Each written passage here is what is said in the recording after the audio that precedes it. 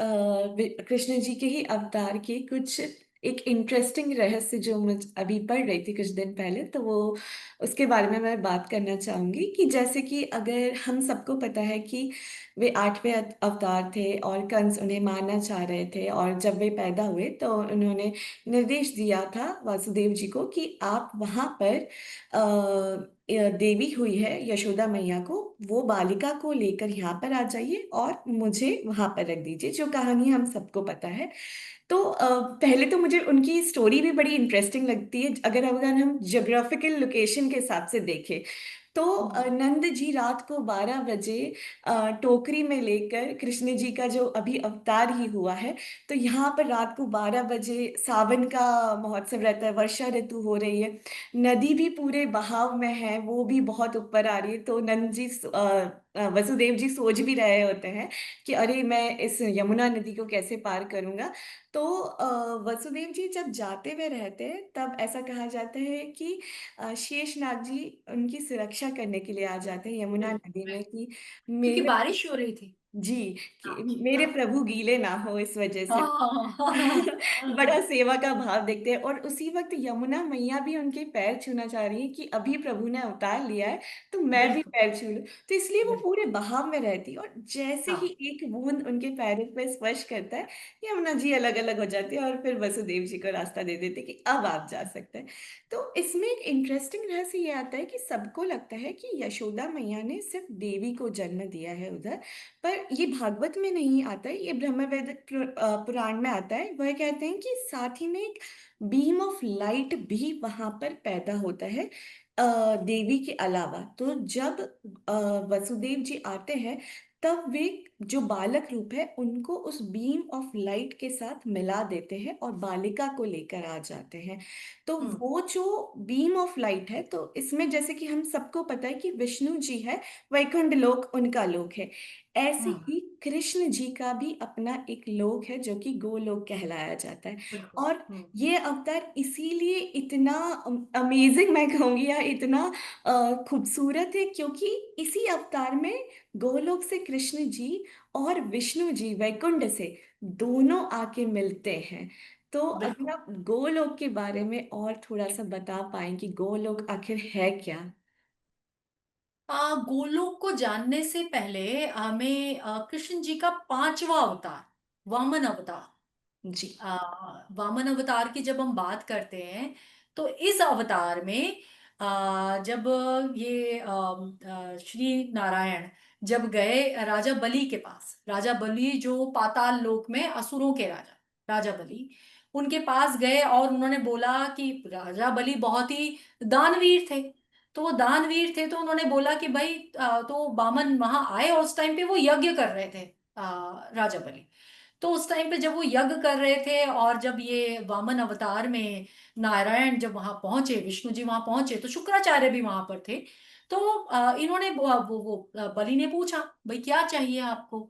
तो जो वामन अवतार में विष्णु जी बोले कि मुझे वो बालक थे, तो उन्होंने तीन, मुझे बस 3 पग जमीन चाहिए, मेरे 3 पैर नाप के मुझे जमीन मुझे दे दो।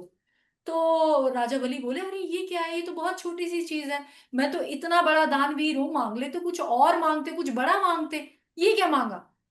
अब इसमें शुक्राचार्य ने उन्हें उस टाइम बोला भी, राजा बलि को, नहीं यहाँ कुछ गड़बड़ है, ये वामन अवतार में खुद विष्णु जी आए हैं, तो ऐसा कुछ मत करना जिससे कि चीजें तुम्हारे सब चीजें तुम्हारे हाथ से चली जाएं। मगर वो नहीं माने, अब वो दानवीर थे, उन्होंने कहा मैं तो आपको पता दानवीर है हूं, विष्णु जी करूंगा। कितने शरारती है। अब वो तो विष्णु जी इसीलिए तो कृष्ण अवतार में तो उन्होंने अपनी सारी शरारतें, सारा अपना वो दिखाया ना। तो उन्होंने वो जब वो दे दिया, जब वो संकल्प ले लिया, उसके बाद उन्होंने वो जब वो अपना वो जो बढ़ाया, अपना जो अपना वो पूरे रूप में आए और उन्होंने एक पग में स्वर्गलोक और दूसरे पग में पृथ्वी लोक और सब नाप दिया। तब उस टाइम पे अब उन्होंने पूछा कि अब तीसरा पग कहाँ रख। तो तीसरा पग बलि ने बोला मेरे सिर पे रख दो, जो मेरे अंदर की जो अज्ञानता है, जो मेरे अंदर जो अभिमान आ गया है वो खत्म हो जाए। तो ये इसी से जुड़ी हुई एक और भी कहानी है, अगर आप बोलोगे तो मैं वो भी जी जी सुनाऊंगी जी, बाद में। बिल्कुल। क्योंकि जब हम रक्षाबंधन मनाते हैं तो बहुत सारे लोगों को तो पता ही नहीं है रक्षाबंधन मनाते क्यों। ये बड़ी अब इंटरेस्टिंग इसमें है। आगे क्या हुआ कि अब उन्होंने उसके उनके सर पे रख दिया वही पैर और वो चीजें, वहां जाके अब बलि जब वो उनका सारा वो जो अभिमान था एक राजा वाला जब वो खत्म हो गया, तो बलि ने फिर उस टाइम पे विष्णु जी से मांगा कि मैं बस आपसे इतना चाहता हूं कि मैं रोज आपकी सेवा कर सकूं, रोज आपके दर्शन कर सकूं। तो क्या हुआ, अब विष्णु जी ने कहा ठीक है तथास्तु। तो वो वहां पर राजा बलि के महल में द्वारपाल बन गए। विष्णु जी राजा बलि के महल में द्वारपाल बन गए। अब द्वारपाल बन गए विष्णु जी। अब विष्णु जी यहाँ, लक्ष्मी जी वहां। अब लक्ष्मी जी परेशान कि अब मेरे स्वामी तो मेरे पास आए ही नहीं, अब स्वामी तो वहां रह गए नारायण। अब नारायण के बिना तो लक्ष्मी जी अधूरी, ये तो कभी होता ही नहीं, जहां नारायण वहां लक्ष्मी जी। तो अब नारद जी वहां पहुंचे और नारद जी ने पूछा लक्ष्मी जी से, भाई क्या है, क्या हो गया ये सब। तो उन्होंने सारा सब कुछ सुनाया। उसके बाद नारायण जी ने वो सॉरी नारद जी ने उन्हें एक युक्ति दी कि भाई वो तो बहुत बड़ा दानवीर है, आप एक काम करो, आप अपना रूप बदल के उसके पास जाओ और आप जो मांगोगे मिल। अब लक्ष्मी जी अपना रूप बदल के एक साधारण स्त्री बन के आ गई बलि के दरबार में, बलि के महल में आए। अब उन्होंने बोला कि भाई अब बलि है, उन्होंने बोला क्या चाहती हूँ, क्या आपकी इच्छा है।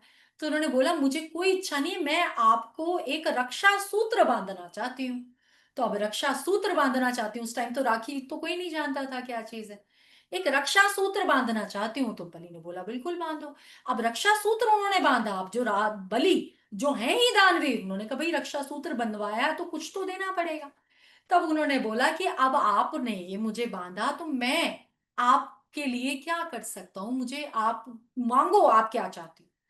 तब उन्होंने बोला जो आपके द्वारपाल हैं वो मेरे पति हैं, मैं लक्ष्मी जी अपने पति को लेने आई हूं, आपसे अपने पति को मांगती हूँ। तो उस दिन श्री नारायण ने, श्री हरि ने उस दिन से उस दिन को उस दिन से उसे एक भाई बहन का रिश्ता बनाया और उस रक्षा सूत्र के थ्रू वो राक्षी राखी का बंधन शुरू हुआ। रक्षाबंधन आपका जो शुरू होता है वो वहां से बलि और लक्ष्मी जी के उस रक्षा सूत्र से शुरू होता है कि जहां पर उन्होंने वो रक्षा सूत्र बांध के अपने भाई से मांग लिया जो वो चाहती थी। वो अपने भाई से अपनी रक्षा भी मांग ली, अपने पति को भी मांग लिया। वो है। अब इसमें जो जुड़ी हुई कहानी जो गोलोक की है, ये मैंने आपको कहानी क्यों सुनाई, में क्या है जब ये वामन अवतार की हम जब बात कर रहे हैं, तो जब उन्होंने दान मांगा 3 पैर का कि मैं 3 पग भूमि नाप लूंगा, तो वो जब अपने विराट रूप में आके उन्होंने 3 पग भूमि जब नापनी शुरू करी, तो 2 ही पग वो नाप पाए। एक पृथ्वी लोक नाप लिया, एक स्वर्ग लोक नाप लिया, तीसरा पैर तो उन्होंने बलि के सिर पे ही रखा था ताकि उसका अभिमान और वो जो था वो जी, खत्म हो जाए। खत्म हो सी। जब वो 2 पग जमीन जो नाप रहे थे तो उनका जो नाखून है वो ब्रह्मांड में एक जगह जाके जहां लगा जहां से जलाधरी निकली। अच्छा। एक वो जलाधरी वहां से स्टार्ट हुई। अब वो जलाधरी वहां है वो अभी किसी को नहीं पता वो क्या चीज है। क्योंकि जलाधरी तो कहीं भी हो सकती है भाभी, आप हम रह रहे हैं, बहुत सारी रिवर्स हाँ भी हैं, बहुत सारी नदियां भी हैं, मगर इसको लिंक मैं आगे दूसरी स्टोरी में करूंगी। एक बार क्या हो गया कि पृथ्वी पे जब बहुत ज्यादा अत्याचार असुरों का बढ़ गया, जब बहुत सारी प्रॉब्लम हाहाकार हो गया, तो पृथ्वी देवी गौ माता का रूप लेके गई ब्रह्मा जी के पास।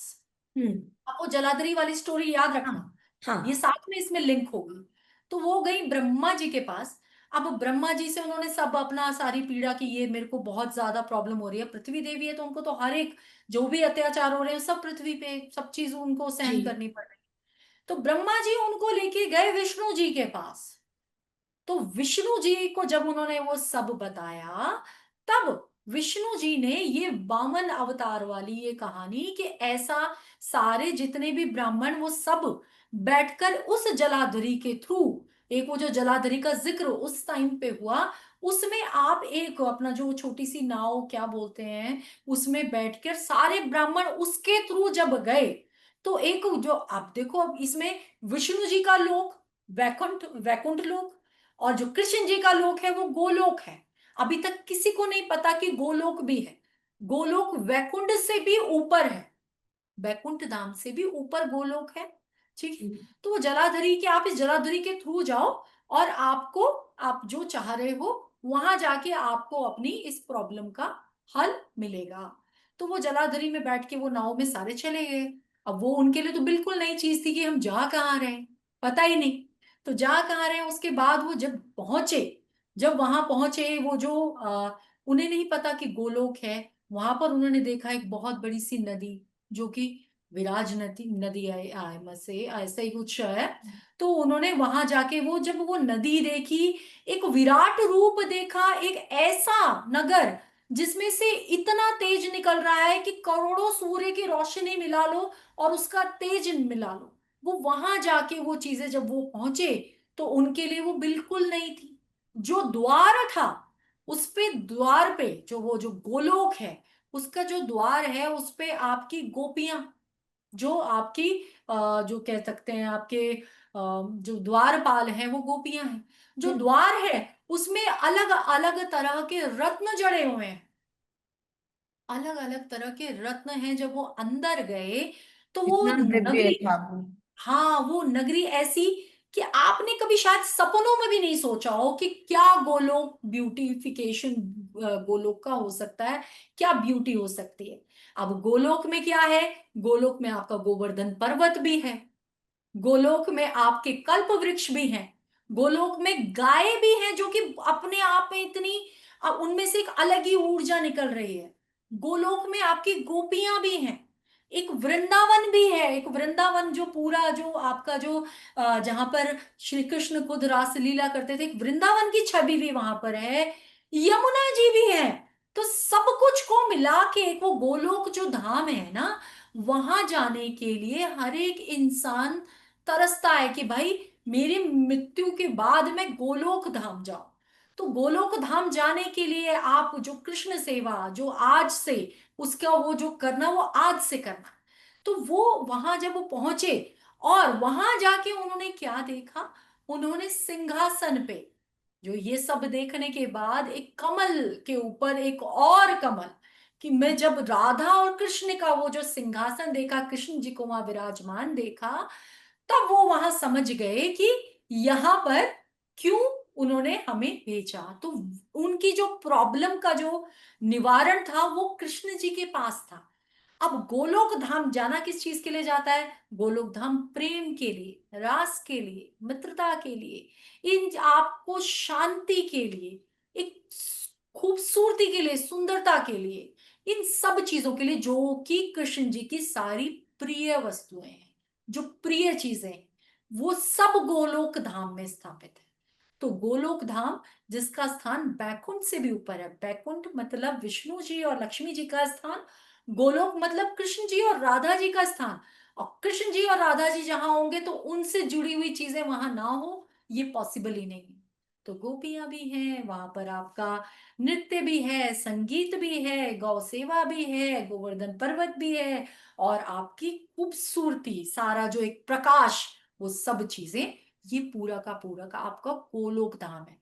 और गोलोक धाम में आपके सब, मतलब क्या आपने क्या ऐसा सोचा हो जो वहां नहीं है। तो गोलोक धाम इज मतलब आप कहोगे कि हर चीज से परिपूर्ण है। तो परिपूर्ण। इसको कहते हैं गोलोक धाम, जहां पर आप कृष्ण जी का सब, मतलब अगर आप गोलोक धाम पहुंच गए, वे कहते हैं ना कि एक स्वर्ग की सीढ़ी लग जाए, एक स्वर्ग की सीढ़ी लग जाए सीधा गोलोक धाम के लिए, तो कर्म भी वैसे होने चाहिए वहां पहुंचने के लिए। कर्म तो हम रह रहे हैं कलयुग में, कर्म हम सब हर सारी बुराई कर रहे हैं, हम सिर्फ आज ही आज देख रहे हैं, हम नहीं देख रहे कि बाद में हमारे साथ क्या होना है। तो वो चीज भी समझनी सोचनी जरूरी है। तो गोलोक धाम जब समझ लो, तब समझ में आएगा कि हाँ, यहाँ पहुंचने के लिए एक प्रॉपर आपको रास्ता वो फॉलो करना पड़ेगा।